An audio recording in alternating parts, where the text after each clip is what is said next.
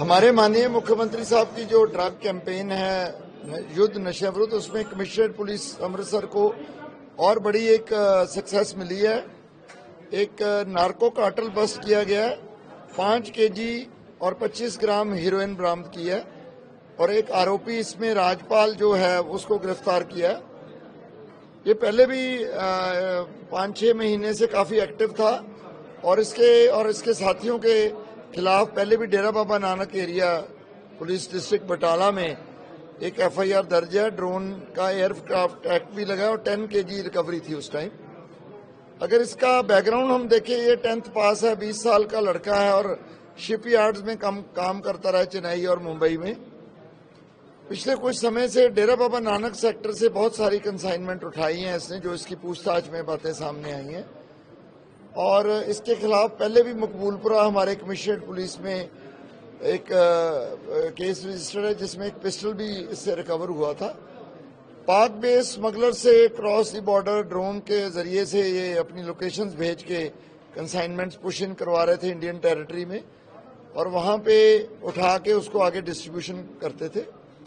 एक इसमें modus operandi ये भी सामने आया कि बसेस में ज्यादा यूज कर रहे थे, क्योंकि पब्लिक ट्रांसपोर्ट है, शक नहीं कोई करता। अपनी गाड़ी में शायद लोग शक करें या पुलिस नाके रोकते हैं, तो उसमें ये कपड़ों को बैग के साथ ढक के उसके अंदर हीरोइन जो छुपा के उसको आगे स्मगल करते थे और डिस्ट्रीब्यूट करते थे।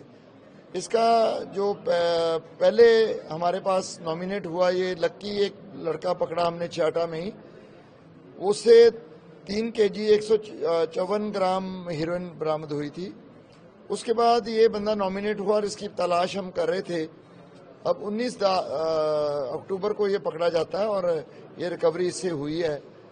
आने वाले समय में हमें उम्मीद है कि क्योंकि 4-5 महीने से काफी एक्टिव है और स्पेशली डेरा बाबा नानक सेक्टर ही इनके लिए एक्टिव था और वहां से ये उठा रहे थे कंसाइनमेंट्स, तो इसके जो साथी हैं जिनके जरिए से इसने आगे डिस्ट्रीब्यूशन की है, क्योंकि ह्यूज कंसाइनमेंट ही आई है केजीज में ही, तो उम्मीद है कि उनको पकड़ने के बाद और भी हमें रिकवरी होने की उम्मीद है। अभी वो सामने नहीं आया, वो निकनेम टाइप चल रहा है सोशल मीडिया पे, उस पर हम वर्क कर रहे हैं, बड़ी जल्दी उसको भी हम रिकॉग्नाइज कर लेंगे। बस में छोटे नौजवानों को जो पढ़ते हैं उनको ये टारगेट कर रहे हैं, क्या संदेश? देखिए, मैं तो सबको कहता हूं कि आप मेहनत करें, जो हमारे नौजवान हैं उसी में बरकत होती है, और जो बहकावे में आके आप गलत रास्ता चूज कर जाते हो शॉर्ट गेन के लिए, उसका एंड रिजल्ट जेल ही होता है और सारी जिंदगी आपकी खराब हो जाती है। तो पता लगा किसने कहा ये फ्लाई देनी चाहिए? हाँ, अभी जो इसके नेटवर्क पे जैसे मैंने आपसे शेयर किया वो हम काम कर रहे हैं। Thank you.